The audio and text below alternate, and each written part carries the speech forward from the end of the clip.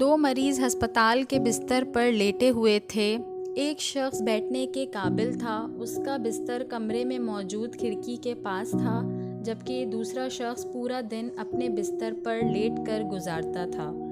کھڑکی والا شخص بیٹھ کر اپنے پڑوسی کو سب بتاتا جو اسے کھڑکی سے نظر آتا تھا۔ دوسرا شخص وہ سب سننے کا انتظار کیا کرتا۔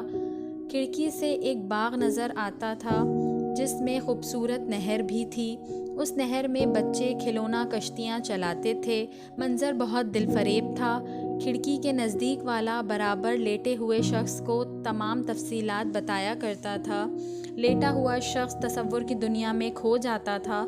ایک دن نرس کمرے میں داخل ہوئی اور کھڑکی والے شخص کو مردہ پایا۔ دوسرے شخص نے اپنا بستر کھڑکی کی طرف لگانے کی فرمائش کی۔ نرس نے ایسا کیا اور کمرے سے چلی گئی۔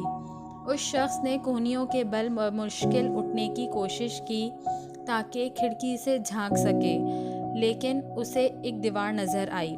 اس شخص نے نرس کو بلایا اور پوچھا کہ یہاں موجود مریض وہ سب کیسے دیکھ لیتا تھا جو وہ مجھے بتایا کرتا تھا۔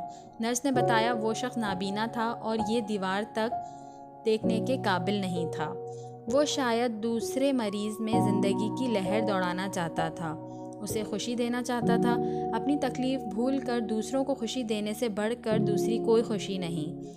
خوشی بتانے سے بڑھتی ہے۔ آپ بھی دنیا میں تھوڑی سی خوشی کی وجہ بن کر اس دنیا کو مزید بہتر بنائیں۔